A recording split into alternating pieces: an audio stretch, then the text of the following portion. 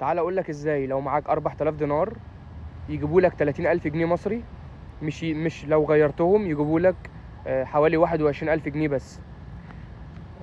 لو انت معاك 4000 دينار او مثلا 3000 دينار و500 او 5000 دينار، معاك مثلا مبلغ وانت نازل، وان الصرف حاليا سعر الدينار 5 جنيه و40 قرش والعمله نازله وكده، تعال اقول لك تستفاد بيهم ازاي وانت نازل. هات لك مثلا لو انت معاك 4000 دينار هات لك ايفون 14 برو ماكس، هتلاقيه باربعة 4100 او ممكن اقل.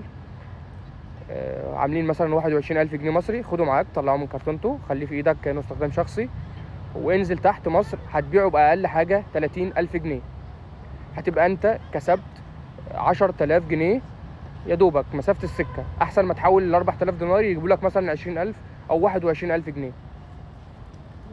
نصيحه مني، بس ما تاخدش اكتر من تليفونين، عشان طبعا كده كده ليك تليفون واحد بيتسجل كل 3 سنين. فلو انت معاك تليفون ليك خد تليفون تاني، بس ما تاخدش اكتر من تليفونين. جرب الفكره دي وادعيلي.